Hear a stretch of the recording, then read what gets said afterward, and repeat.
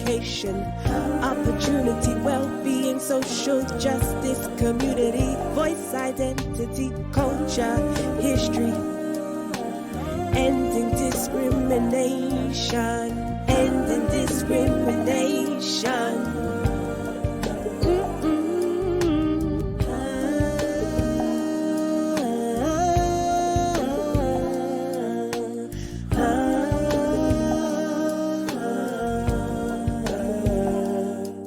It's deeper than hair, it's deeper, it's deeper, it's deeper than hair, it's deeper.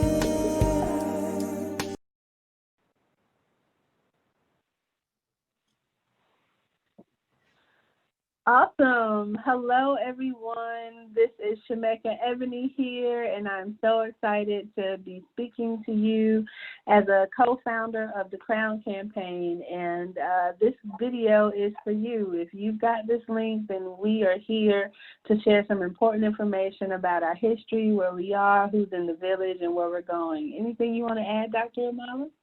Yes, I'm also Dr. Bernice B. Rumala, co-founder of the Crown Campaign, and we're excited to provide this introductory information to our Crown Campaign Village partners, potential sponsors, as well as potential funders. So welcome.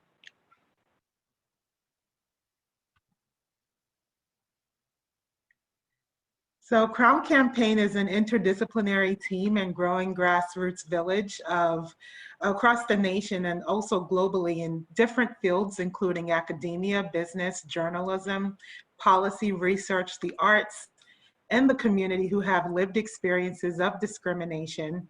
And they also know of those who have been impacted by discrimination. And so we've been engaging voices from around the globe on experiences of discrimination and injustices. Shemeka? One of the things I love about being in partnership with the Crown Campaign is that because of our interdisciplinary team, we've been able to capture so many facets of this journey, whether it's writing new research, illuminating and amplifying the research of others in the village, you know, creative arts and expanding and working with youth, and the intergenerational aspect of it, of the lived experience that we've been able to connect with has been very foundational to how we've been able to identify who's in the village and how it's showing up. And we also have hair experiences of hair discriminations through our own personal hair stories. And so I would love us to highlight some of our hair stories in terms of what informed our journey to move forward with Crown Campaign. A part of my hair story is, it actually is, I would say, dates back more so to grad school, but also in terms of growing up. But I recall in grad school in a professional development workshop where I was told that I don't want my hair to distract from my excellent qualifications. And I was wondering, how could my hair, which grew naturally out of my scalp, distract from my excellent qualifications? But this was the messaging that came out, and this is why we're so passionate about Crown Campaign, because it's affecting and impacting employment opportunities, upward mobility, it's impacting health, and so many areas of activities of daily living. And Shemeka also has a wonderful hair story to share. Thank you. Wow. The one I'll lift up today that I think is very important and relevant as I have my head wrap on is being in a notary class here in North Carolina, and in the back of the room class, I mean, we've been in this class for 8 hours already. Wrapping up, I'm sitting near the door waiting for people to pass, and this lady began staring at me and my head wrap while she was walking towards the door, which I was beside, waiting for everyone to go out. And she became so fixated with touching my head wrap, she just launches out her hand in my direction and touches my head wrap and says, "Oh, it feels so silky." And it took everything in me to not burst out in my first response of reacting to someone touching me without permission. But the pain of having to put my best face forward because of not only my representation of me as an individual that had just been violated. We were in a notary class, which is a public figure, you know, in the community. And here I am in this moment not being able to feel safe enough to defend myself and having to face hair discrimination, this capacity of not respecting my space, physically violating my space out of curiosity. I felt objectified. And what I found in my why story of connecting this with the Crown campaign, more specifically around ending hair discrimination, which is our current project and our focus, is because this type of discrimination is wrapped in so many of our systems, in our language, and in our policy.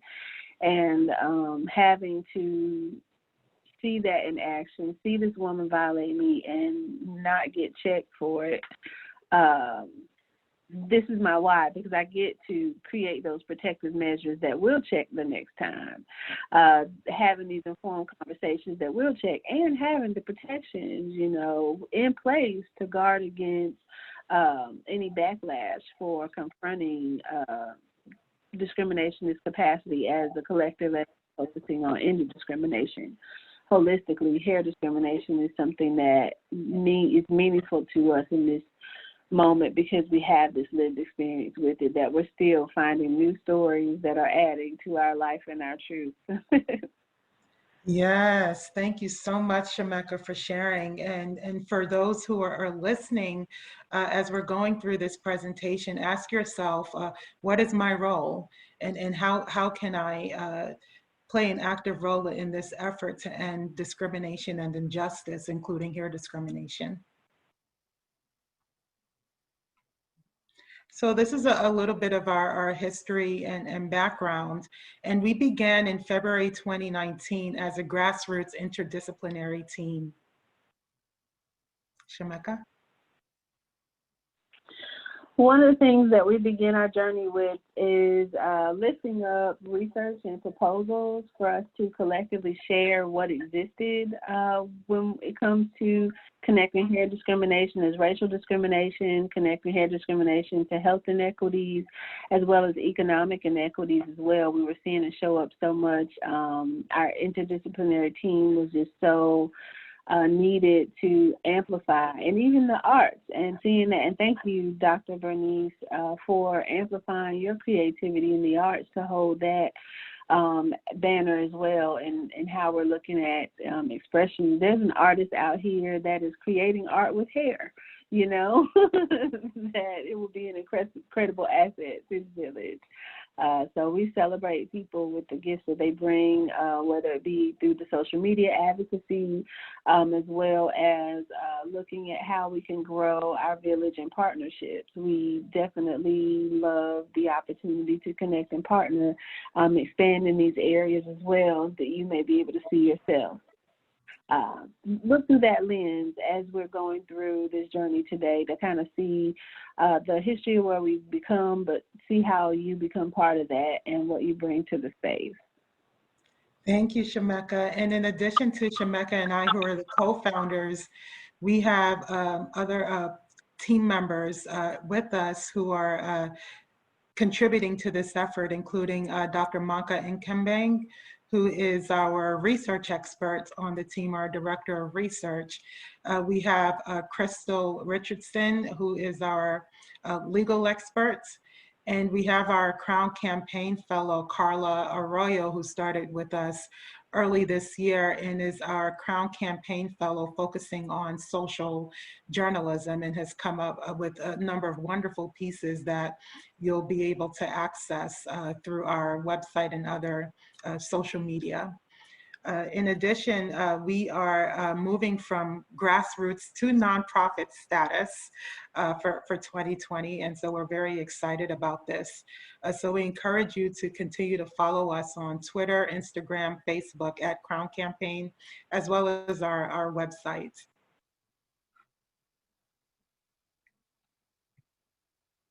So why is Crown Campaign important?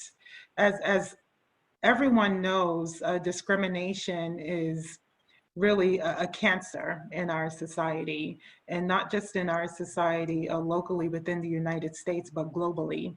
And in the literature, discrimination has been shown to be linked with adverse well-being, health, social justice policy, economic opportunity, employment, social justice, education, law, identity, culture, history, as well as community voice.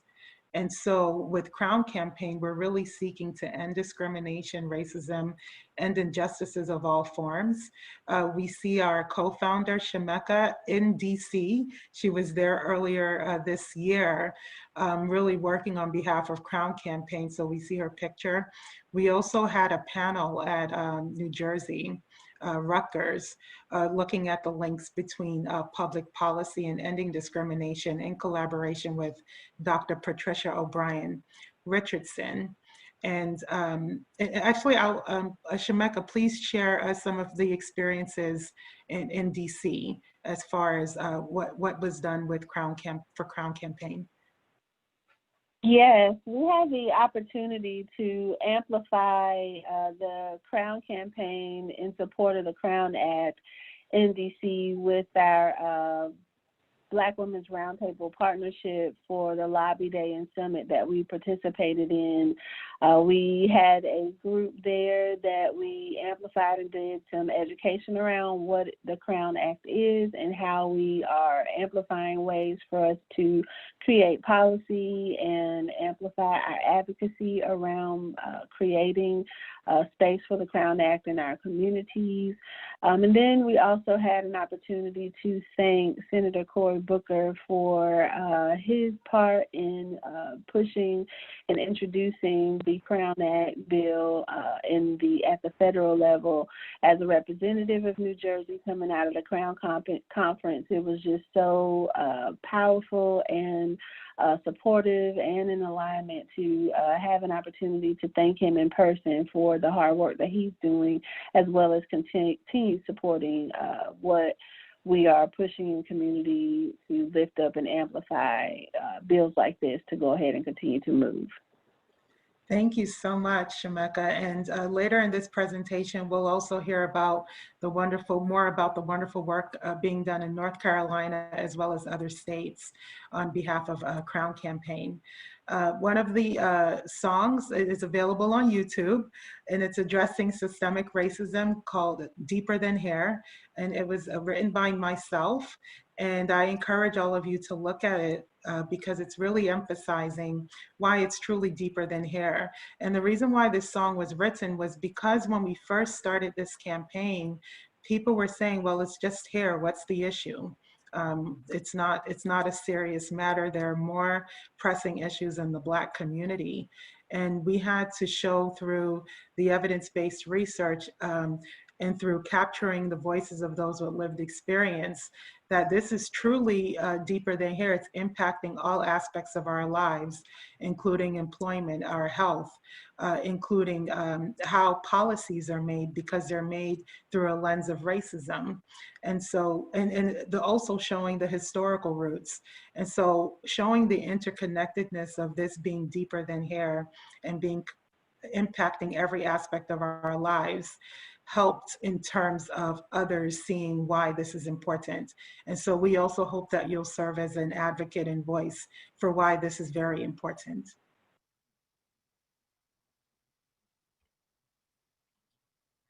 And so these are the Crown Campaign principles, which Shemeka will highlight. Yes, Crown Campaign believes in uplifting the voices of people with lived experience as the experts of the inequities they are facing. Crown Campaign believes in authentic engagement of people with lived experience as the source of solutions in leading change. Dr. Amala? Yes, and Crown Campaign believes in the value of authentic listening of the voices of people with lived experiences of inequities. And Crown Campaign also believes that even one person can serve as the catalyst for change in their communities as part of the village.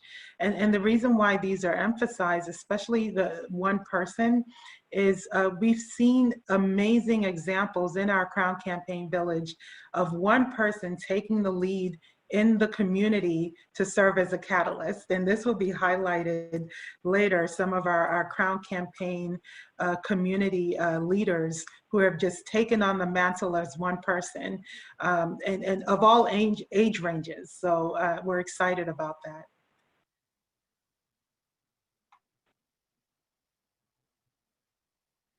So what does it mean to engage people with lived experiences of inequities? And we wanted to really break this down because we didn't want to assume that all understood what it meant to engage. And so with engaging people with lived experiences, these are people who have a personal understanding of the inequities and solutions to bridge inequities within the system. So for example, when Shemeka and I shared our hair story, we have a personalized experience of hair discrimination and how that interacts with systems such as employment and in the school environment and also in other areas. And so our personalized lived experiences has helped us to formulate solutions through the co-creation of Crown Campaign. People with lived experiences also have knowledge on a system, process, or issue from the perspective of those affected by or trying to engage with that resource. And so we've highlighted in our hair story examples of how we're seeking to make change, because it's not right, for example, for me to be informed in a professional development workshop that I don't want my hair to distract from my excellent qualifications, or for someone to feel comfortable invading Shemeka's space by just touching her hair. That's not right. And Shemeka? People with lived experience play an integral role in helping individuals and organizations relate to community. This is so important because we know that there are people, community that identify as leaders that are doing this work. They're amplifying this, and we have an opportunity for partnership when we find those people in the community that have lived experience facing inequities. For the work of Crown Campaign, we are engaging people that lived experience in discrimination and injustices, as well as those with the knowledge of others impacted by discrimination and injustice, and that includes hair discrimination. So whether this has happened directly to you, with you, or someone in your family, someone in your community, this will help support and amplify an opportunity for them to have their story told and become part of creating change so that this inequity will discontinue its power within that individual's community.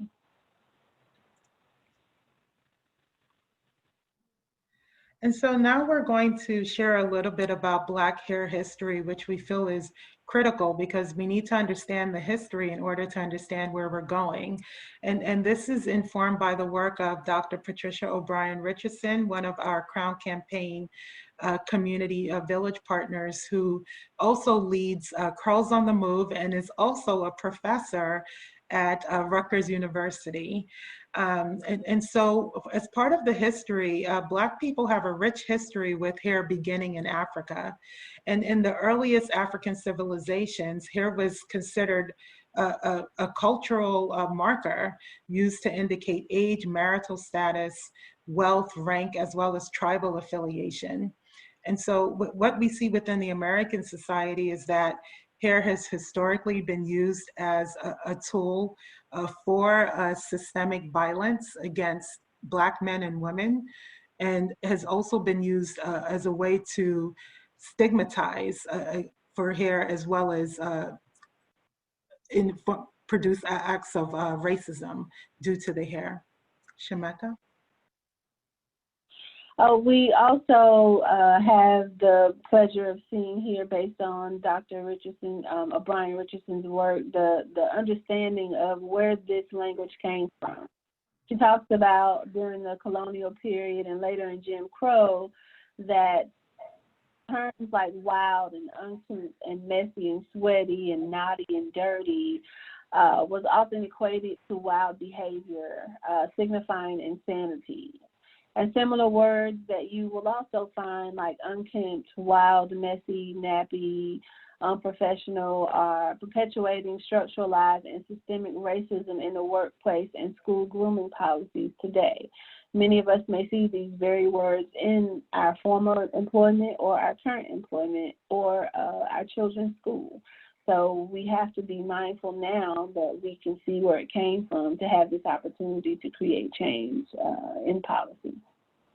Yes, and I have to say, in the numerous conversations that Shemeka and I have had with those impacted by these discriminatory practices, many were not aware of the colonial roots of these policies, and that's why we encourage you to share this and share it forward, that these systemic inequities are truly systemic and based on historical roots of oppression. And in order to address these historical roots of oppression, it requires policy change as well as advocacy, which is what we're doing as part of Crown Campaign.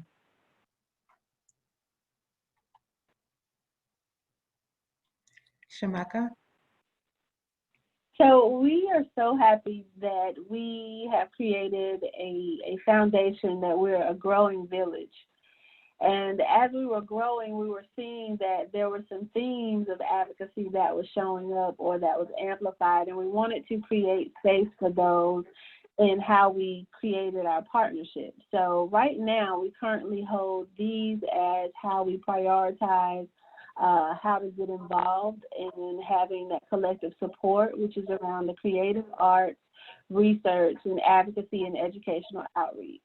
What you'll see with the creative arts, which is so important, is powerful things like what Dr. Bernice Rumala has presented before us, not only with the song Deeper Than Hair, but an animation film talking about, we'll get to that in a moment, won't spoil it, but the photography, the podcast, the TV shows, the paint and sip events in which we held here in North Carolina were so important in expressing the creative arts aspect of how we're showing up with the Crown Campaign. Do you want to lift up anything more on the creative arts, or would you like to talk about the research?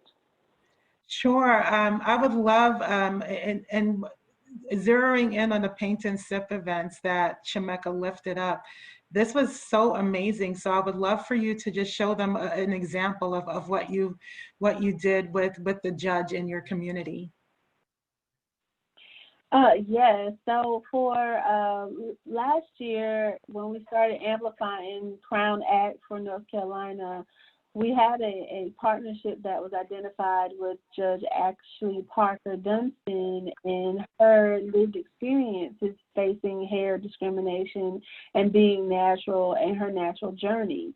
And she and I were able to do some paint and sip events that the paintings were themed around our crown.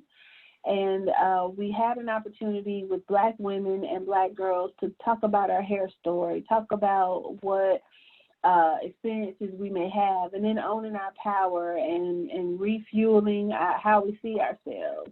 So the paint and sips were an opportunity to have those candid conversations around our lived experiences, as well as how to help other people walk through that transition or choose to be natural or wear protective styles. That is more so an openness of our work, is that we're not specific to one. But we welcome all in the village. Thank you, Shemeka. And now in terms of the research, what we've seen since we were founded is that a number of our partners have said, including policymakers, and this is when we were very new, we need to see the evidence-based research that shows the impacts of hair discrimination. And so what we decided to do as a village is start a starter library of all of the research that's out there on hair discrimination, including the wonderful research of Dr. Patricia O'Brien Richardson, our Crown Campaign partner. And we really wanted to show that there's scientific evidence-based literature that shows the impacts of discrimination, including hair discrimination, on health outcomes and environmental outcomes in terms of safety. Some of the research that we've shown shows the impacts of discrimination, here, including hair discrimination, on school bullying, and also the adverse impacts that this has on psychosocial well-being. And so we have a number of that already highlighted on our Crown Campaign website, www.crowncampaign.org.com, as well as .org, but also www.crowncampaign.com. As well as we've been involved in advocacy and educational outreach through having panels, workshops, as well as one-on-one conversations. And so I wanted to highlight the importance of really that educational outreach, and for everyone who's listening to this, knowing the power of even one-on-one conversations, even with family members and friends. It's powerful to getting that messaging out. We've been involved in letter writing, and I'll have Shemeka highlight the social media advocacy, which has been tremendous and core to our messaging and our advocacy. Thank you for lifting that up. So with our social media advocacy, we have had the opportunity to really engage a lot of our partners and allies and friends in the community and lift up what's going on in the village. So we've had our advocacy is amplified, issues that people were fighting, like interracial activists. Our partnership with them grew out of us sharing content on social media and them wanting to further their engagement with pushing the Crown Act in their community. So what we have done with the social media advocacy is kept everyone abroad of what things are happening as they're coming through. We reshare with our partners and those that we are in frequent connection with, as well as those that are allies and friends. So if it's amplifying ending hair discrimination, updating state statuses or municipality statuses, or how someone else's power has been showing up to end hair discrimination, we like to take those moments to highlight and amplify those things, as well as your hair stories that we collect in the community on our social media to continue this to be advocacy and education tools that you all can have access to and use freely to amplify this message around ending discrimination in your community. Thank you, Shemeka. And we encourage you to tag us on Twitter, Instagram, Facebook at Crown Campaign. Also, in terms of journalism, this has been critical in terms of amplifying the voice and really featuring stories from a community-centric lens. And so we've been so happy to partner with our Crown Campaign fellow, who is also a graduate student in social journalism, as well as partnering with other journalists locally and globally. And so we encourage journalists who are listening to this that we are looking to partner with more journalists to uplift this important advocacy effort, because it's critical in terms of lifting the community voices. We've also been involved in marketing as in terms of how the stories are shared in the media. And this is important in terms of framing. If the stories are not framed in a way that's authentic, then it also marginalizes and limits voice. And so that's why we are also actively involved and want to partner with those who are in marketing for TV, media, radio, so that we can help partner in terms of messaging and getting the message, the advocacy message out there in a way that authentically reflects a community voice. And then we have business and economic empowerment, and I will have Shemeka share on her Black Girl Magic Market initiative. Thank you so much. So when it comes to addressing hair discrimination and how it shows up for people that are facing these inequities in the workplace, it is around this impacting how we're spending our money. A lot of the Black dollar goes to hair products and hair styling, protective styles that is very expensive to create a look that conforms to corporate America or in our institutional setting based on their socially comfortable level. And this financial and economic inequity negatively impacts us because we can't, because of the debt that is incurred from us having to look up, keep a certain look, to keep our job, to keep our residence, to keep our space to show up, and to keep our freedom. We're having to conform from and adjust and amend something that grows naturally out of our heads. So with Black Girl Magic Market, we really lift up opportunities to amplify any Black woman entrepreneur or manufacturer of good or service to center around the economic freedom that comes with us re-owning it. So if you're a creator of hair products, whether you're a creator of clothes, whatever your goods or service is, this is an opportunity to shop and circulate an empowering dollar into the economic freedom of other Black women that are amplifying through entrepreneurship or providing services and looking to find new clients and new customers. So we create a virtual world and a pop-up physical shopping experience with Black Girl Magic Market as how we show up to end discrimination when it comes to economic justice. Thank you, Shemeka, for sharing. And I will share with those who are listening that this necklace and this bracelet I purchased from Black Girl Magic Market. It's beautiful. And I just feel like my dollar was well spent towards economic empowerment. And I encourage you to visit Black Girl Magic Market as part of that economic empowerment. So thank you, Shemeka, for founding that initiative.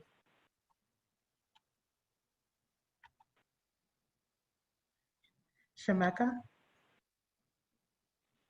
So every so often we have an opportunity to kind of check in on what's going on with the states through the Crown Coalition's website on the Crown Act. They share this. What you see here is a map of the U.S., and you see where states have submitted something, have not submitted at all, pre-filed, or filed and did not pass. And this is as of August 6th, the last time I checked it. So just know that this updates frequently, and there are some cases where we're working with states that are in the gray, more specifically like North Carolina, to help change these colors. So if you see, look at the state that color that state is and see how you can get involved to change that color. Absolutely, absolutely. Everyone has a role here, so please, we're encouraging your voices, both those within the United States and outside the United States. We need allies, so thank you.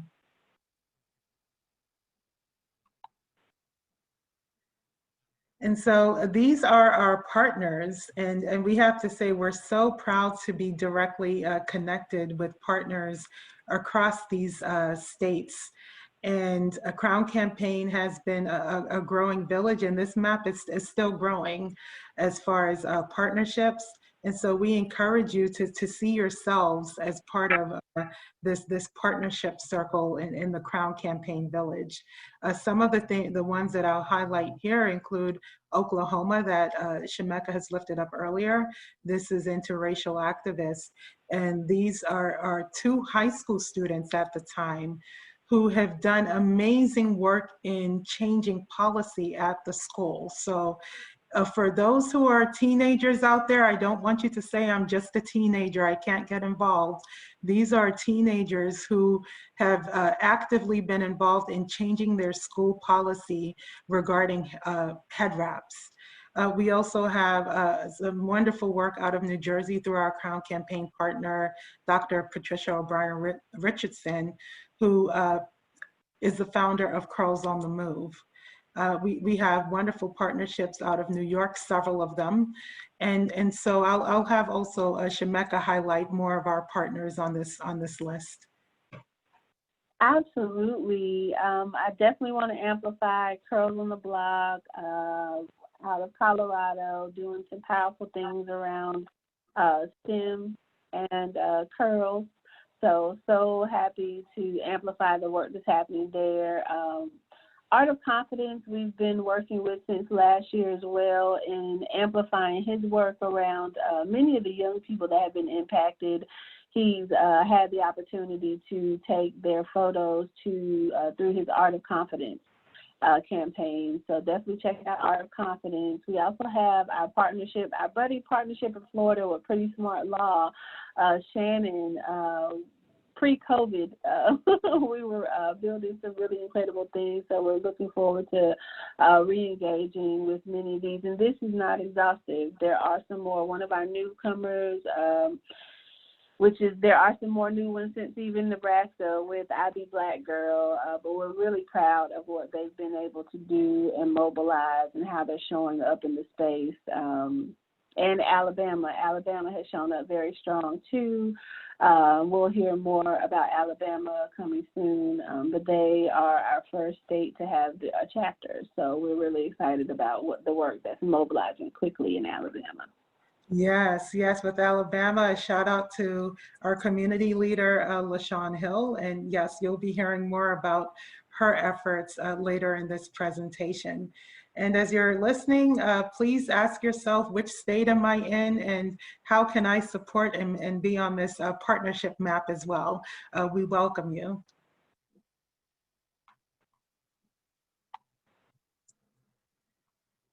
And so these are our tools for advocacy in terms of ways that you can get involved. I will highlight the picture on the left. This is actually our Crown Campaign legal expert, Crystal M. Richardson, and she's proudly showing her lovely locks. And I'll have Shemeka walk us through the policies as far as ways that you can get involved for advocacy.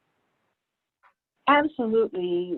Ways to get involved, like after you've signed the petition, we want to make sure that you have something to do next. So these are some ways, looking at number one being policy review, checking out what your work or school grooming policies are currently and how it's impacting you and your family potentially. Looking at the constituent power, looking at the local leaders and state legislative members that are introducing the policy, like the Crown Act where you live, whether it is current or maybe if we look at our partner in Virginia, she just really walked in to the office of a representative and say, we needed this here. And it was, that advocacy can be really just like that. So looking at how to also inform your friends and family about hair discrimination and share how to respect and support people with natural hair. And then also looking at those that wear protective styles as well, and protecting their natural hair. Looking at becoming a Crown champion, advocating in your community, choosing to lead intentionally, sharing this information as an education tool. All those things, educating towards policy change is what's so important in ways that we can show up that we're maybe already doing these things and we see ourselves identified at it. And education, be open to having natural hair conversations with your friends and family and create an educational opportunity out of fighting for social justice and creating conversations around the Crown Act and what it means to have it in your community. Thank you, Shemeka. And on the education piece, I'll share with you that I was in Nepal late last year around December, climbing one of the mountains, and I came across a person who had never seen natural hair in the midst of that rural area. And so it was just amazing, just connecting on that as far as shared humanity and really just talking about hair. So it was a way to bridge the cultural divide in a way and to express what my natural hair meant to me, and also just to talk about other areas in terms of equity and what that looked like within the context of a different culture. So I would have to, and it all started with hair. because the person seemed fascinated and was looking at the hair and so many other things. And so then it bridged into a conversation. So definitely see your hair as a way to bridge for conversations across different cultures, both locally and globally as well.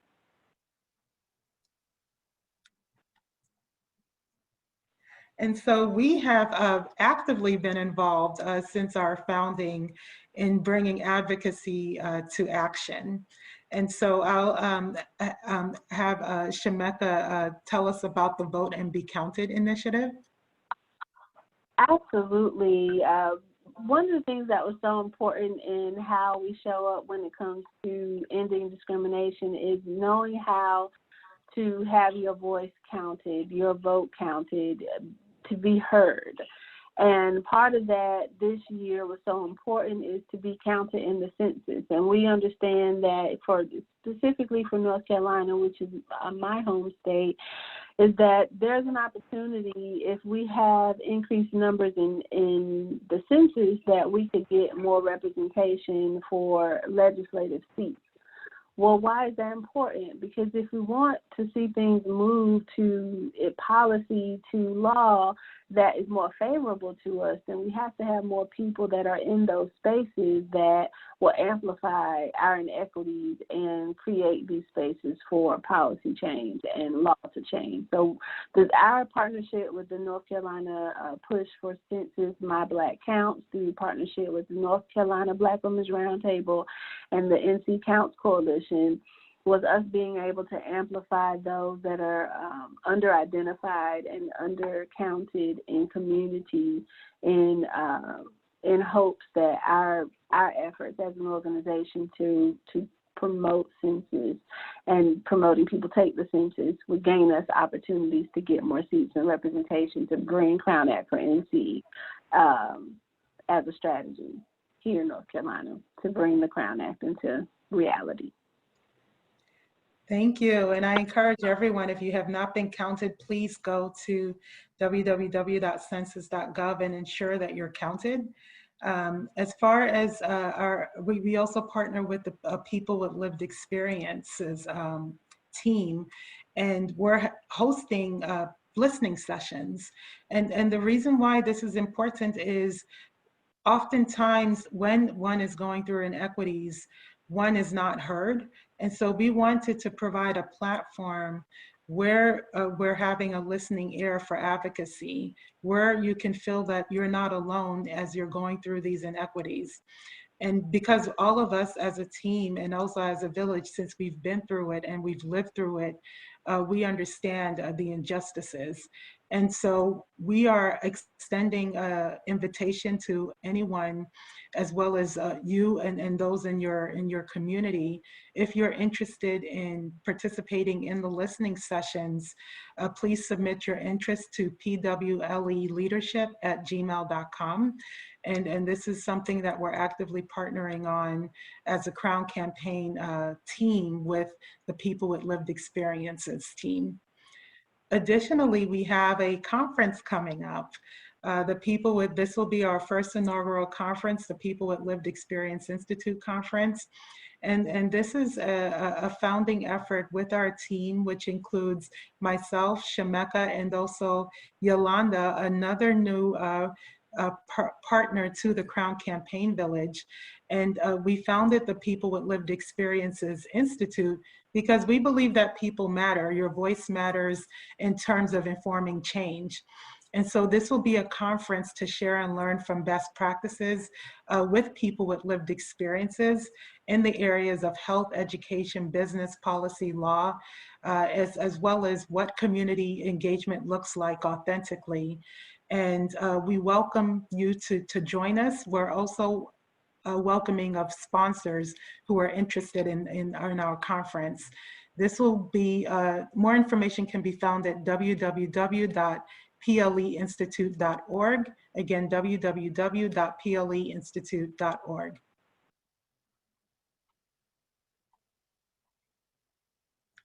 Okay, and Shemeka highlighted earlier some of our efforts in the arts. And this is an animation film that I created and it's called My Hair, My Crown, My Freedom.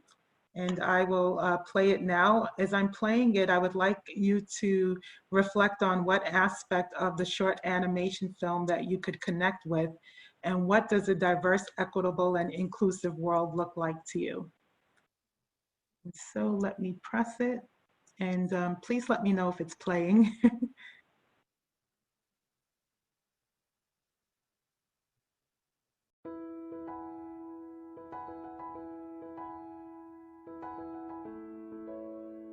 Journeys through different global lands and local spaces unfold the beauty and uniqueness of my crown. Cotton fluffiness growing in every direction. Textured hair expressing itself in varying forms of my identity. Twists, knots, wigs, braids, afros, and silky threaded locks, tenderly cultivated by the native sun. The DNA of my locks blossoming with generations of history, culture, and experience. Absorbing things seen, told, heard, smelled, and touched in the past, leading to the present for a brighter tomorrow. A will of its own, resiliently breaking through barriers to express freedom. My hair is my crown and my freedom.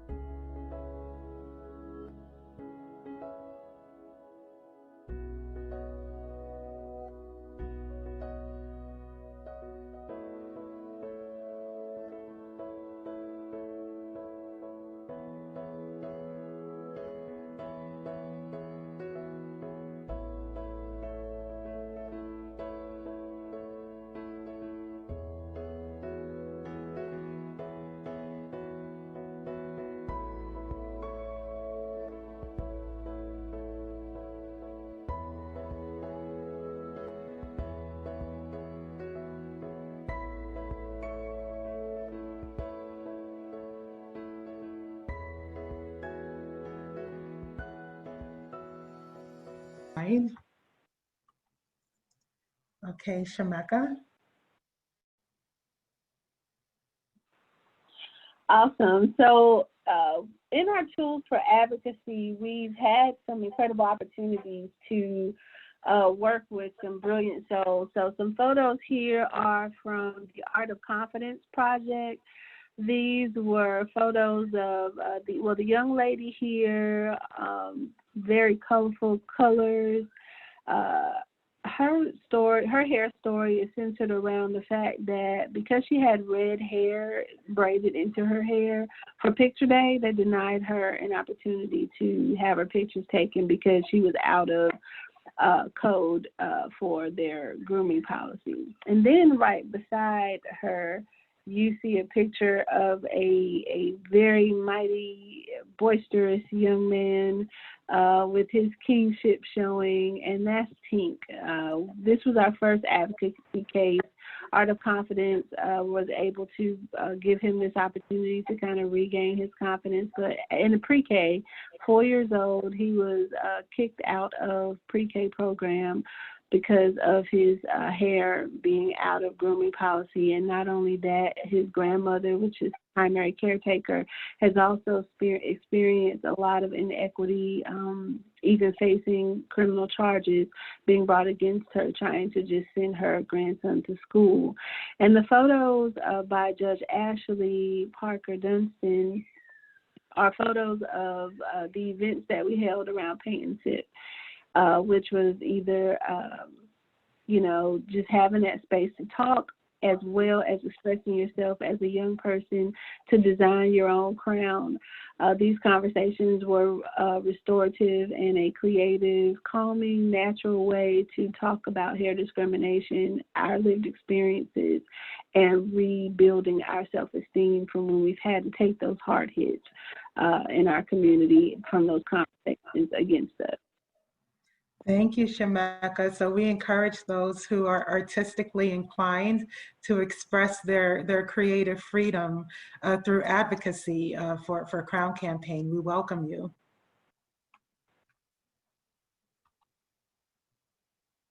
And so we've also partnered with Afros, Locks, and Biz. This is a podcast that celebrates hair, Black culture, and business.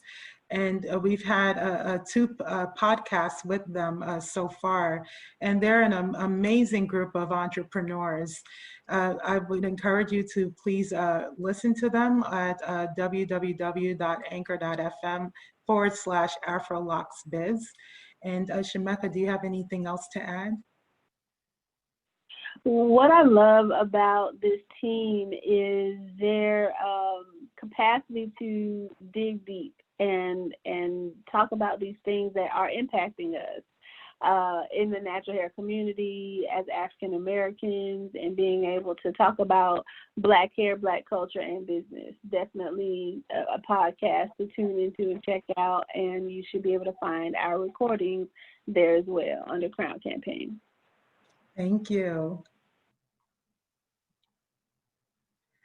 So as I mentioned earlier, I also wrote a song called Deeper Than Hair, and it really gets to the root of why this is much deeper than hair as far as discrimination impacting our human rights, employment, law, access, health, policy, as well as our culture. So our goal is really to end discrimination.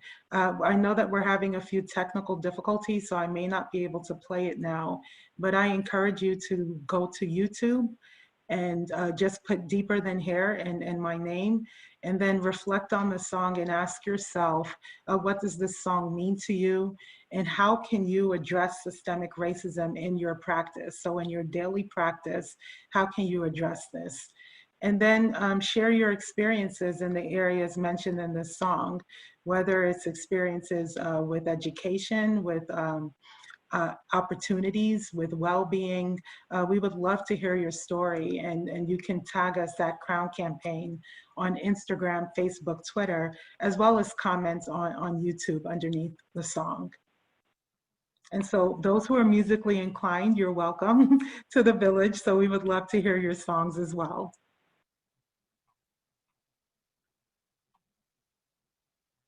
And so we did lift up earlier that research is critical as part of our efforts. And we did start a starter library compiling research and resources around discrimination. And so for our researchers out there in the village, we want to see your article. We would love to feature it on our Crown Campaign site. And some of the articles that have come out include articles from Dr. Patricia O'Brien Richardson on hair harassment in urban schools. And she also highlights the role of bullying as part of that hair harassment, hair discrimination. We also have Dr. Manka Nkembang, who is our Director of Research for Crown Campaign, and she has presented on racial discrimination, regardless of form, impacts health outcomes. And this was at the American Public Health Association conference in 2019. We also have another research paper by Dr. Patricia O'Brien Richardson and her co-authors looking at cultural hair practices, physical activity, and obesity among urban African American girls. And there's a plethora of other research resources in our growing library. And so we encourage our researchers in our village to please contribute as part of your talents. We welcome it, and our policymakers are also looking forward to it as far as being able to cite the research to inform the reason why this is important. And Shemeka, would you like to add anything? No, I think you covered it all. We enjoy our growing library, and All our tools are available for you to look at, review, download, and reference through our website. Thank you. And as you were speaking, the one thing I could say that we would love to also cite is if you have case studies, and these include your own hair experiences, that also directly informs the research as well. So if you have any write-ups that you would like to share to inform case studies, we're seeking for this to be embedded not only in terms of policy change, but even in terms of education. So educating the next generation in the pipeline, having them have your stories as part of case studies to share as part of the curriculum would also be helpful.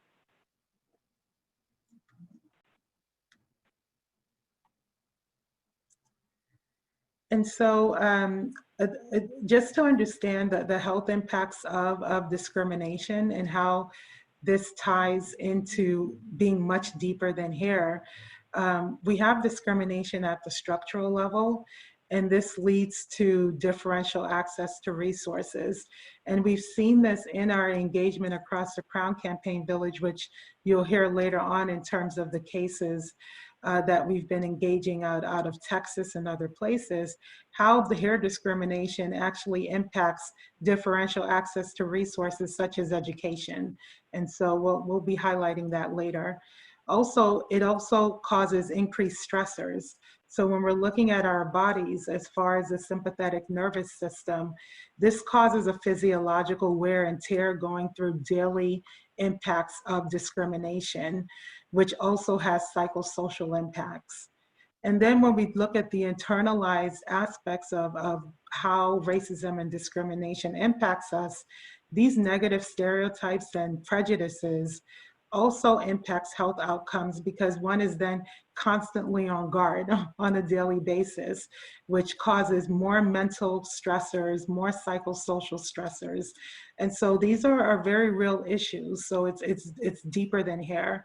And there are some references at the bottom from Dr. Kamara P. Jones, she's done extensive work on racism.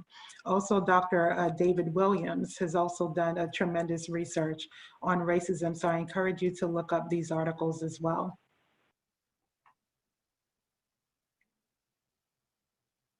And Shameka? I love being able to work with Dr. Manka Nakembe. I've had the opportunity to work with her before she finished her PhD program as a HPRS research scholar, and saw her passion just soar. So when we were able to have these open, candid conversations with Dr. Manka around what these health outcomes linked to discrimination look like, then she was able to share with us things like the mental health, the depressive, anxiety, PTSD, looking at the physical health of hypertension, cardiovascular disease, pelvic inflammatory disease, diabetes, nausea, pain. When we look at how our body responds to going into these environments that are very controlled and we feel very vulnerable partners in going to work based on these discriminations, does impact our physical health and well-being. And here are some more researchers to use taglines, tag names to search to be able to identify their work around how health and well-being are directly impacted by experiencing the discrimination that we're lifting up, more specifically around hair discrimination in this time that we have together with the Crown Campaign. Thank you. And so we're encouraging those in our village who are part of academia. We welcome you to continue partnering in this effort. Dr. Manka Nkembeg is a wonderful example of someone who's been in academia, has been involved in health policy research, who has also been just growing and blossoming as a director of research in our efforts. And so we welcome you to partner with her and our Crown Campaign team in bringing more research forward. We definitely need more information in these areas that are stated in the slide, and also beyond, areas that have yet to be explored.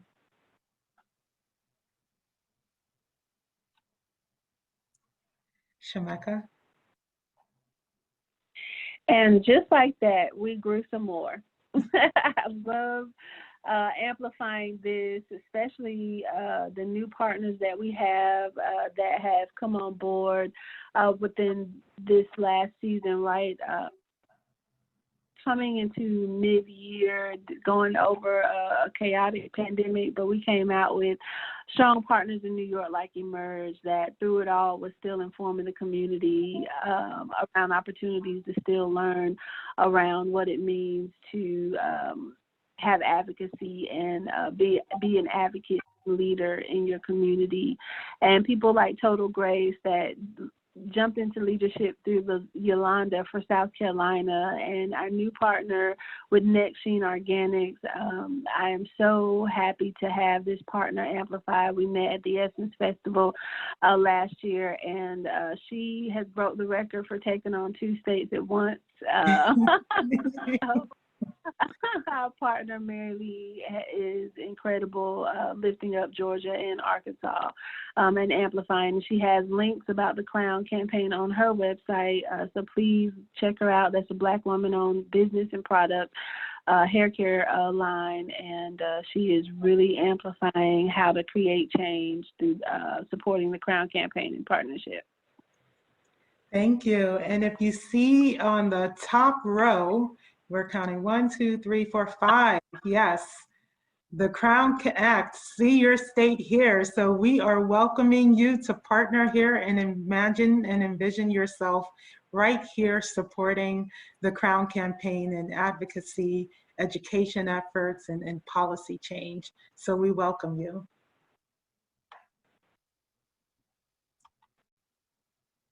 And so these are some exciting village highlights that we mentioned we were going to share with you.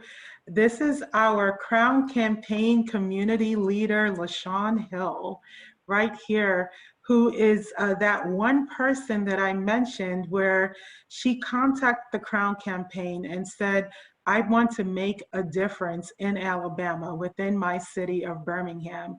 And she started as one person mobilizing her community, reaching out to city council, and just really just taking up the mantle.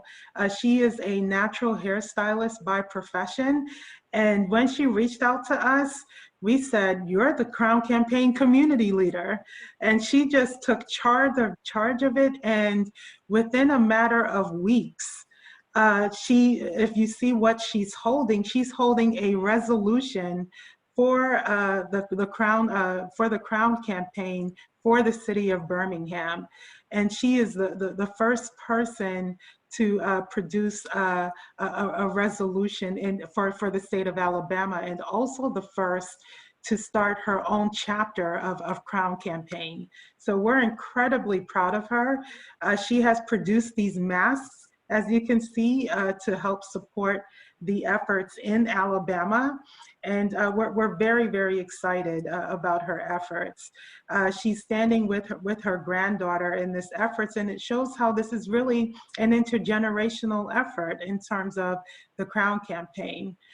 She is also partnered with a lawyer as well as other team members for the city council in moving this forward. And so it really shows the power of one in serving as a catalyst, and then she partnered with others in city council within her city to bring this to fruition. And so just imagine yourself also in these shoes. You can make a difference just starting as one person and then mobilizing the community.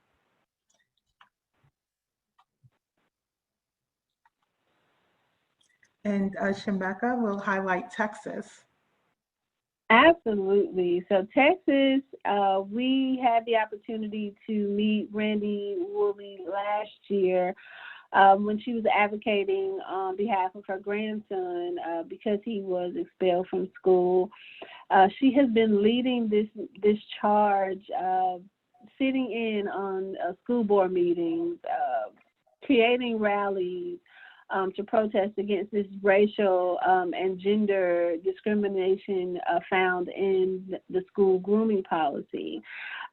Through that, she started this initiative called I Stand with Tink, and really pushed forth this mobilizing for change. It's been really hard for her. She was unable to have employment during all of this transition too, so it had a lot of economic hits as a result of her fighting this injustice on behalf of her grandson, which also have cases of institutional bullying to strip her of her services, to try to criminalize her advocacy.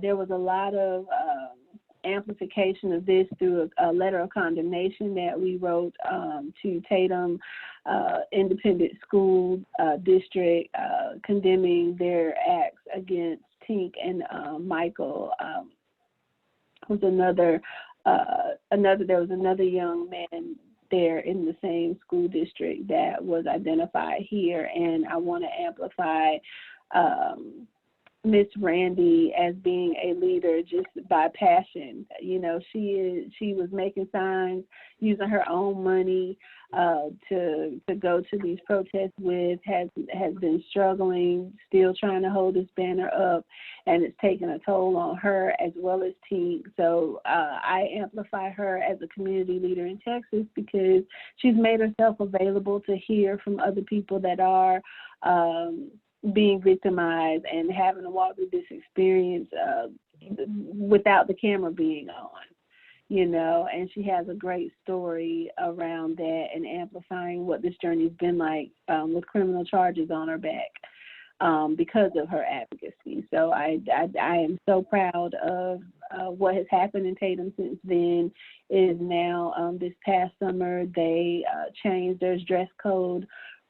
So this is a victory that has been won on this long journey.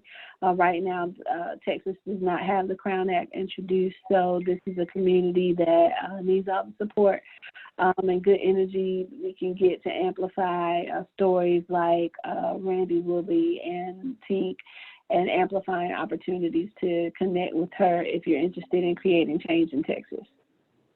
Thank you, Shemeka. And I'll also highlight that with Miss Randy Woodley, it's in addition to what Shemeka has said as far as this being a very trying time, she has never previously had a record.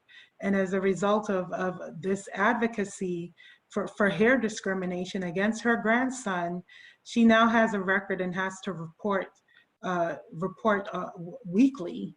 And so when one looks at these discrimination and injustices and how this is taking a toll psychosocially in terms of employment and other things, this just because she wanted to fight against these injustices, they have now put the system against her by putting this as a negative charge on her record. And so really think and imagine yourself in these shoes on how this is deeply impacting well-being of many, including Miss Randy. And it takes a toll as far as the finances that Shemeka has lifted up as well. And so when one is fighting these injustices, it's not free. It's not free from a financial standpoint. It's not free from a trauma standpoint. Her family has gone through primary trauma as well as secondary trauma, trying to navigate these experiences. And then just the toll that it takes on one's health. And so the cost is very dear financially, from a health perspective, employment-wise, school-wise. She had to move her grandson to another school district. So there are many, many implications.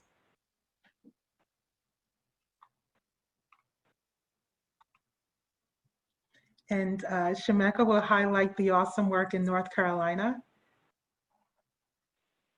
Yes, really excited about North Carolina being my home state and being able to mobilize and advocate with and alongside individuals, community leaders, organizations, and coalitions around Crown Act for North Carolina. We've been able to partner with organizations like the North Carolina Black Women's Roundtable and North Carolina Women United to both have protections in their legislative agendas around the Crown Act for North Carolina being included in the legislative agendas. So we were really excited about that.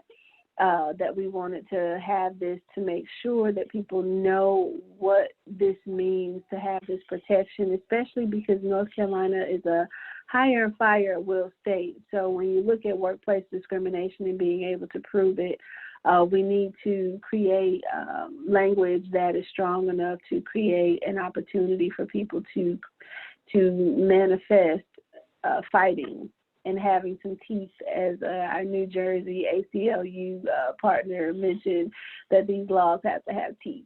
So working at how we presented at the Black Communities Conference and hosted educational events throughout the community, and we're doing that in October with North Carolina Crown Act for NC Town Hall. So we're amplifying the opportunity of what the Crown Act could do as those that are running for office, giving them a platform to amplify how they see equity in amplifying support for the Crown Act, and other ways of their policies and issues are being lifted up with an equity lens through this town hall coming up in October. Thank you. Thank you.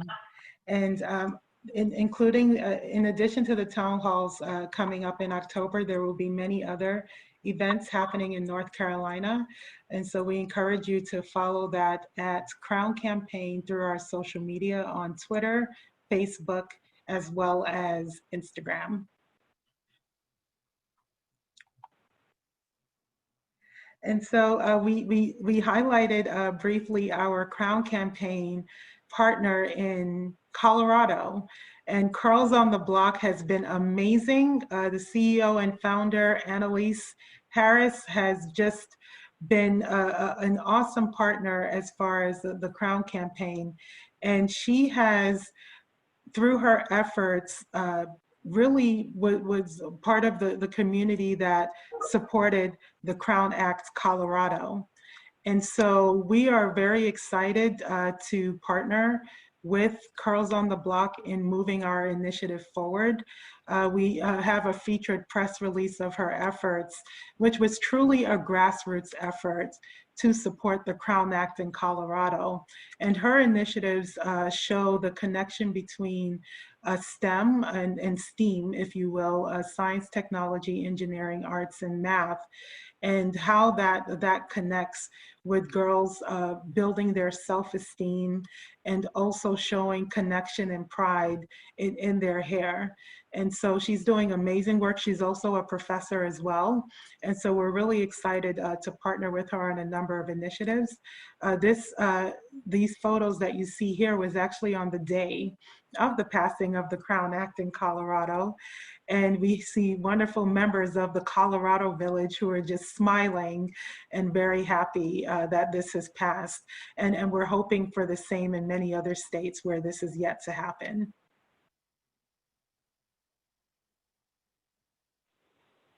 I want to amplify too with that is the Curly Girls pageant that she has, to really amplify empowerment of young girls that are participating in the Miss Curly Girl pageant that happens in Colorado. So just want to shout that out too, that they actually had some of the pageant queens there on the day of the signing with the governor. Thank you so much. And that reminds me, we actually have an upcoming panel with Curls on the Block on October 16th, I believe. Curls on the Block is hosting a panel to discuss hair discrimination laws, policy, education, advocacy efforts. And this will be shared with the representative, Senate Representative Leslie Herod, as well as IB Black Girls. So we're very excited about that. We encourage you to follow the efforts of Curls on the Block also on social media to find out about their future events as well.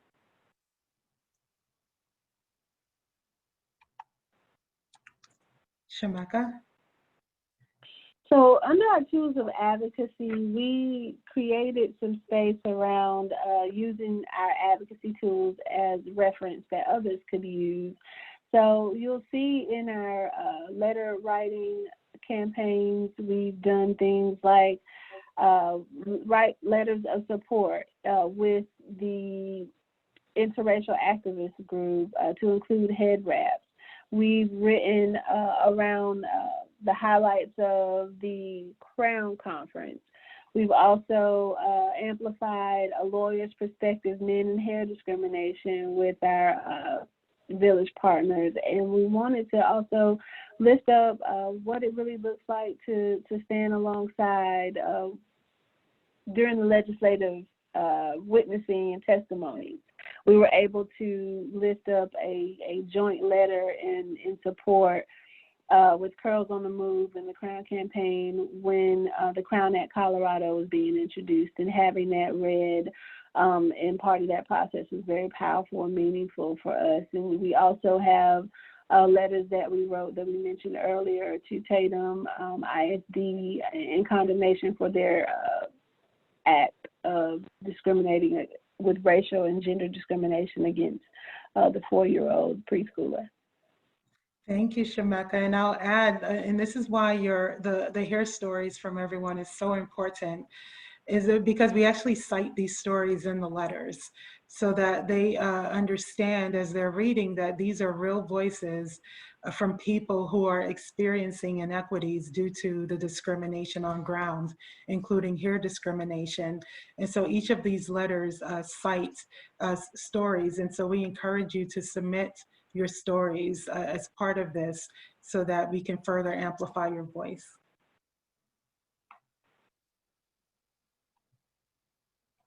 Shameka? So here you find some more around the tools for advocacy that we listed up. This was for a letter writing campaign that we had for those that may be doing legislative visits to the representatives. This would be something that you can take to your representative as a constituent, poster size, big enough for you to write your story on. And also kind of leave something behind after you talk to them about what the Crown Act is and why it's important in creating workplace and school policies to be more protective in ending hair discrimination. And so this is one of the examples of the tools that we have available on our website that we really have tried to make it easy for you to advocate and continue this conversation so that more people can be educated in our everyday connecting, as well as our legislative action in visiting our General Assembly in our states, or even our city council or our local government officials. Thank you. And so for those who have questions and comments about our initiative, we encourage you to reach out to us and on any of our social media channels at Crown Campaign. For Instagram, Facebook, and Twitter. You can also submit your questions on our website, www.crowncampaign.com. Shameka, do you have anything to add? We really want to connect with you, meet you where you are and how you're showing up. Something that we've been able to add to our tools for action is our letter to our representatives. So our House and Senate representatives, and you can find a direct link to email your legislative representatives through our Next Sheen Organics website partner. For the Crown campaign. She has a link directly up there that you can get access to see a sample letter to send to your representative. Thank you. And so we're going to now segue into our guidance for the press. For those in our village who are engaging the press, as well as potential sponsors and funders who are interested in advocating on our behalf, we would like to encourage you to follow us on social media through Facebook, Instagram, and Twitter, as well as YouTube. Our handle is at Crown Campaign. Also, please feel free to mention our national website, where you can get more information, and this is www.crowncampaign.com. As I mentioned earlier, we also have a website at the state level that's being developed through Alabama, which will be ready in the future. So we encourage you to visit that website as well. And they're also active on social media at Crown Campaign Alabama. We encourage you to highlight the history of Crown Campaign, as well as our principles that have been highlighted in this presentation as in terms of your engagement with the press. We also encourage you to highlight your efforts as part of the Crown Campaign Village. We also encourage you to keep Crown Campaign national leadership informed of these efforts so that we can post your wonderful efforts at the local level on our social media channels and other platforms. And Shemeka, would you like to add anything? No, I think you've covered mostly everything that is kind of the high level importance. Please feel free to reach out to us if you have any specific questions, or if there's media that is looking to connect with you and you want some support in speaking to your local media. Please don't hesitate to reach out to us for support. Thank you. And I'll just highlight in this picture, we have our Crown Campaign community leader, LaShawn Hill, out of Birmingham, Alabama, with her grandchild, giving an interview with the media. So she's been really awesome. We've also seen wonderful media engagement with our Crown Campaign leader out of Texas, Miss Randy Woodley, also giving similar interviews.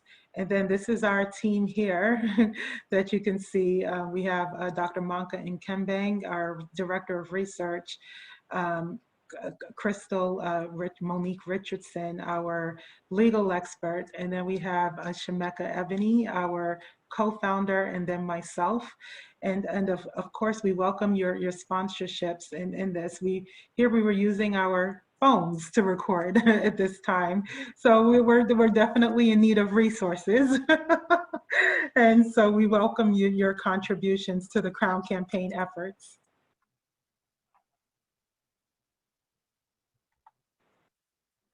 And so we mentioned earlier that we conduct listening sessions, and we want to help build your capacity within your communities to authentically engage in terms of these listening sessions. And so Shemeka and I will be providing some guidance on how to conduct listening sessions. And we'll preface this with what are listening sessions? And so Shemeka, would you like to define listening sessions for our audience? Yeah, so a listening session is an opportunity for you as a participant leader to listen to those that are being impacted negatively within your community. So it could be someone that is facing inequities that are directly connected to hair discrimination, as well as other forms of inequity and injustice and discrimination that may be representative, that may show up at the listening session. So it's really a time not for us as Crown Campaign to fix it or have quick instant answers or solutions, but it really is authentically that which it is entitled: listening, active listening, paying attention, being attentive, taking notes so that you can report back or share back what you're hearing, and then allowing that person to have that space that's needed to walk through maybe the first time they've been able to have someone to talk to about this inequity. Thank you, Shemeka. So as we've all heard, the key is listening as far as this, the listening sessions. And so in terms of starting, the key is to actively listen with your heart and mind through a lens of empathy as part of engaging people at lived experiences of inequities, because these are individuals who have gone through in some cases, primary trauma and secondary trauma from the inequities and injustices that have been inflicted on them. So listening actively with one's heart and mind is key. Secondly, to understand that we may not have all the answers, And so, as Shemeka has highlighted, the goal and intent is not to come forward with solutions, but to understand that the goal is really to listen, and that it's okay to acknowledge this in the listening session when you're conducting it, that you may not have all the answers, but your goal is to listen. Shemeka, would you like to highlight the next 2 bullet points? Allowing ample time from the listening session so that person can actually not feel rushed in going through the experience. So at minimum an hour, but being aware and sensitive that it could go longer. One of the things we've amplified is encouraging them to send in content information, if there's existing articles or notes or some backstory that can help give you some of the background or the backstory, then that helps with that. And then being aware of re-traumatization. One thing that we don't want to do is re-traumatize them from them having to tell their story. So it's really about readiness of that individual to talk about all the components of that story, and he or she being able to have that opportunity to take that time and breathe through it. So informing those sharing is up to them when they feel comfortable sharing, since the goal for us is not to re-traumatize or take off a bandage that does not have a safe space after they leave that listening session to continue the process. Thank you, Shemeka. And then also the importance of follow-up is very important as far as when the listening session is conducted. It's important to follow up on next steps with that person because the person has already shared and in vulnerability. And so any inaction or non-follow-up could actually cause more vulnerabilities. And so showing up where one transparently explains, okay, these are the next steps, helps in terms of accountability and transparency. And we've done this in our listening sessions where we have informed, at least the one that was just recently conducted, we informed the individual of next steps proactively and as part of transparency. And also in the follow-up for the listening session, it's important to acknowledge the hurt that was caused. And it's okay to say, I'm sorry. Even if you're not the one who caused the harm, but saying I'm sorry on behalf of those who inflicted the harm is very important. And I will tell you that in our recent listening session that Shemeka and I had, the power of saying I'm sorry can't be understated enough, because some individuals never hear I'm sorry from the perpetrators or from the person who or organization who has caused harm. So hearing it's said from us through an empathetic ear that we're sorry on behalf of what you went through actually helps in not speeding up the healing process, but it helps in some healing towards the individual, especially those who have never heard I'm sorry, for those who have caused trauma. And then also it's important to be transparent about capacity in terms of hosting these listening sessions, and also be open to providing referrals if needed. Journeys through different global lands and local spaces unfold the beauty and uniqueness of my crown.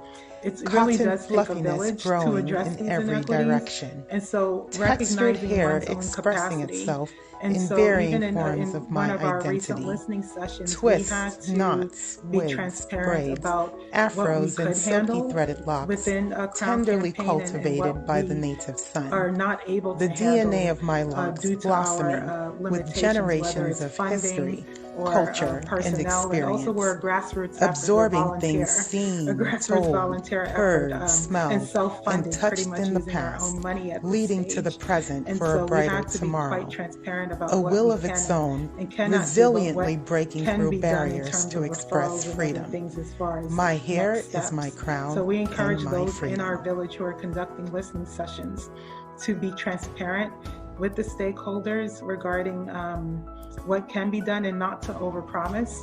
Overpromising actually causes more vulnerabilities as well. And Shemeka, would you like to do the last 2 bullet points? Yeah, amplifying and listening really means the opening listening to hear a person share about their experience. This is sensitive. It is something that they are kind of walking through again and may need some moments to breathe. It can't be rushed.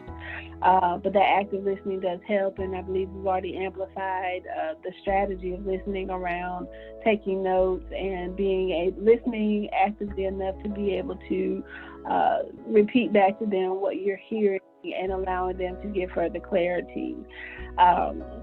What still needs to happen when listening to individuals wanting Crown Campaign to take action about their inequitable experience? This goes back around the transparency. We are a village of self-funded, passionate, full of passion, but we do not have the capacity to stand in front of your issue on your behalf, but we will stand with you and behind you in amplifying what you would like to see happen for your situation. But we, at this time, just really help support what you would like to see done, and our listening is our form of advocacy and activism on your behalf. Thank you, Shameka. And so we just wanted to provide an example of how to conduct, what it looks like to conduct meetings as a leader in the Crown Campaign Village, as well as a partner and potential sponsor. And this is what we've followed in terms of authentically engaging ourselves in meetings. And when you're engaging people with lived experiences of inequities in meetings, we don't jump straight into the meeting agenda. And so you may have had experiences with other meetings and organizations, and even in your own personal meetings, where one just goes straight into an agenda. But we start through really checking in as our whole selves as part of the relationship building process, because we recognize that relationships matter as far as sustainability and when engaging voice.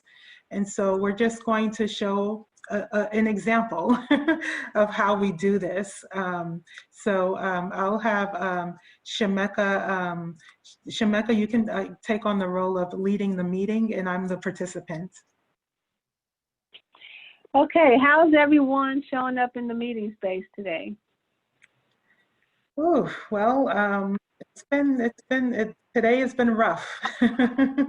It's been rough on my end. I have just so many responsibilities, taking care of so many people, and it's been rough on my end. So that's how I'm checking. Thank you for coming into the space in your full self. We welcome you into the space and your roughness. We'll need that in keeping everything together here. We'll next transition into our Crown Campaign principles and either verbally sharing these out loud or putting up a PowerPoint slide with them so that everyone can kind of see what our base practices are as we share this experience. And then also we emphasize the flexibility, like this is our proposal, this is how we propose this agenda to happen today, and leave room for flexibility that there may be an immediate crisis or something more pressing or time sensitive within the community that has to take priority over a pre-planned agenda. So we always encourage flexibility as well. Does that sound like something you could participate in, Dr. Rumala? It does. It does. There's like so much going on in my community right now that I'm trying to just wrap my head around. And so I'm really glad to be part of this meeting to learn about Crown Campaign and how I can just get active. Like, I just want to feel like I'm doing something. Absolutely, totally understood. And we have a lot of opportunity within the village for you to find what you're passionate about and connect it to creating change via the Crown Campaign. So we welcome your skills, your gifts, your passion, and your interest in the Crown Campaign, and welcome to the space. Thank you so much. Thank you. Okay, so now everyone has seen an example of the meetings and how one checks into the space as your host self. So you don't, normally in the traditional organizations, when one asks, how are you checking into the meeting? Or maybe it's more like, how are you? Most people say fine, and then they move on. But in Crown Campaign, we really encourage you authentically coming in as your whole self, because not every day is a wonderful day for everyone. So if you're coming in and you're checking in through whatever inequities you're going through, or maybe you might want to share a moment of joy. It could be something you cooked, it could be something that happened with a child. Just checking in as your whole self, we encourage that. So you don't have to separate your professional or your personal hat, but you can come in as your whole self, in sharing everything that brings you joy.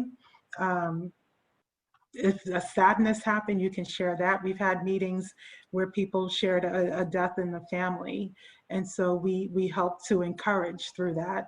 We've had meetings where one shared joy as far as a promotion and other things. So feel free to check in as your whole self.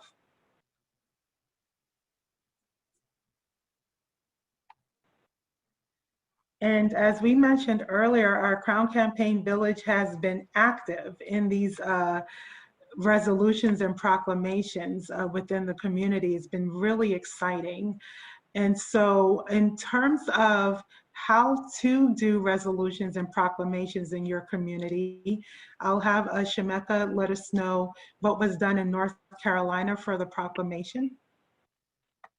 So in North Carolina, we have 100 municipality counties.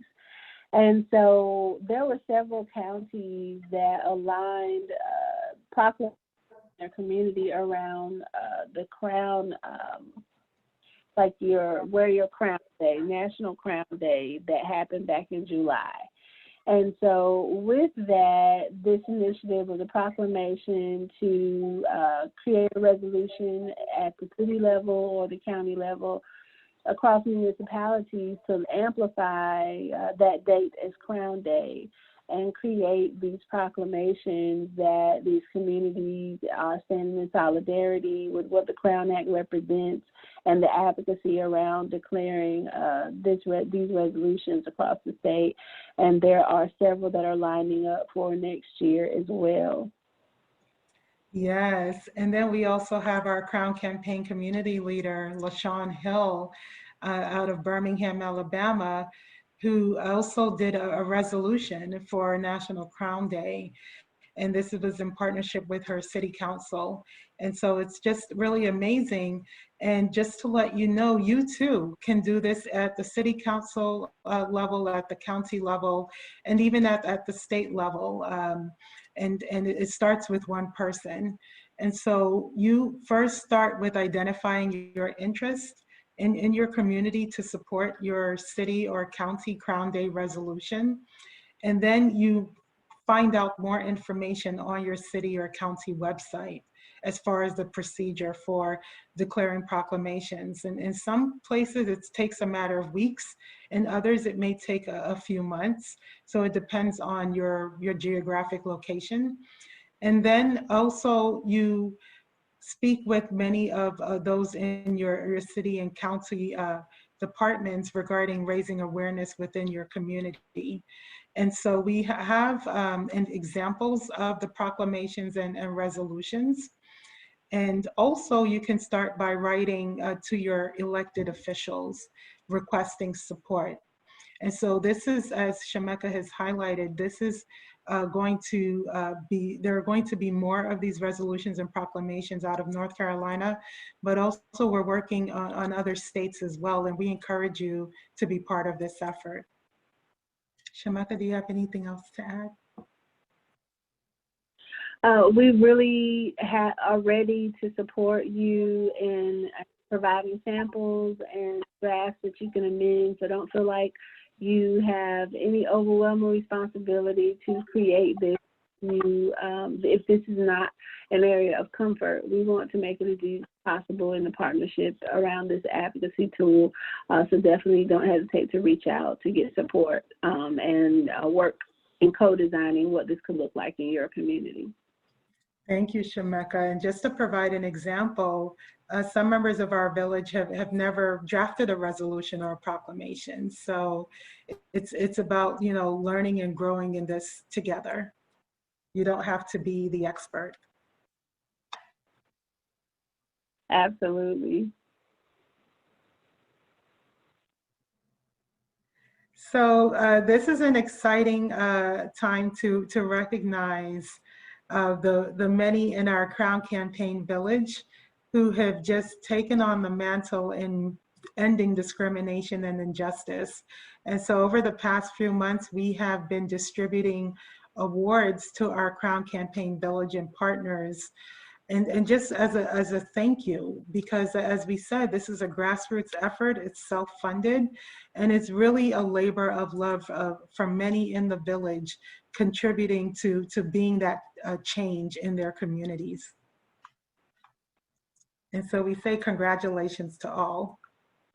Yes, congratulations. Congratulations. And so this is one of the frequently asked questions that have come up in our community, and it's come up over and over again. It's, do I need to have naturally textured hair to be part of the Crown Campaign Village? Shemeka, would you like to answer this? Yeah, this is probably about the easiest question I can answer. No. What we believe in the village is that all are welcome. So whether you are wearing naturally textured hair, uncolored, untouched natural, or you are wearing protective styles, wigs, braids, head wraps, head coverings, however you rock your crown, you're welcome within the Crown Campaign community. Thank you, Shemeka. And so this is a congratulations to our Crown Campaign Village. As I said, we have just been amazed with our Crown Campaign Village in the leadership that they have shown. And we've distributed these awards over the past few months to various members of our Crown Campaign Village for their just exemplary leadership. And so we applaud you. Thank you.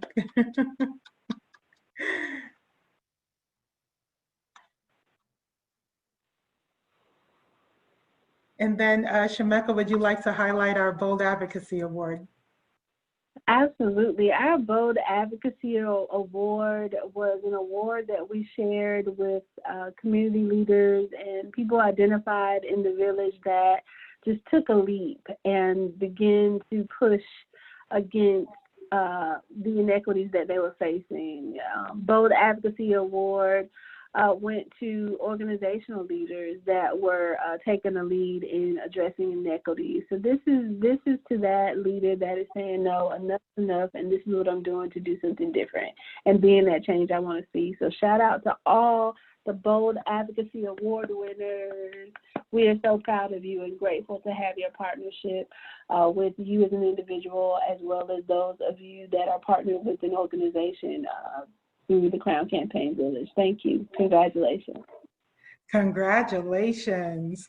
So this ends our information sharing on Crown Campaign for our village, potential partners, funders, sponsors, and I'll just open the floor for any closing remarks. We really want to continue to amplify how we fight against inequity in community.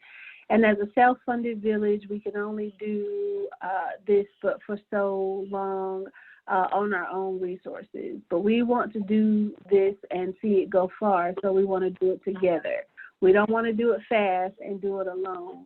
We want to do it together in partnership with the village. So whether you're an organization that can provide sponsorship for people with lived experience, which are our community leaders that are pushing for advocacy around ending hair discrimination in their communities, we need fiscal support to support them on the ground and to get them the resources they need. We at the national level, there are resources that we need that would be great if we were not continuing to tax our own pockets as self-funders, but also tapping into our philanthropy, not only in our time, but having access to resources to funnel through to our communities as philanthropists, as an organization. So help us become a partner and seed into our philanthropic passions that we have to create this sustainable change in community by being a partner, so that we can put this money and give them access to resources within their community to continue advocating to end discrimination and injustice. One city at a time, one state at a time, one country at a time. Thank you, Shemeka, for sharing. And I will also lift up, we're looking for resources in kind too. Our Crown Campaign Village, we're in need of lawyers, for example, who have licenses in the various states, psychologists who have licenses in the various states. So if you're interested in partnering as a resource in kind and providing your services, whether it's through legal, mental health services, social work services, it's a high urgent need for many of our village participants who are going through inequities that impact mental health and other things. So we welcome resources in kind as well as the hard funding resources.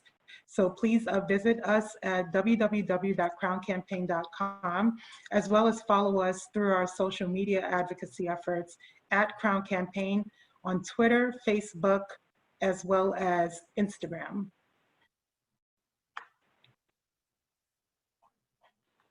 Thank you for your time, everyone. Thank you.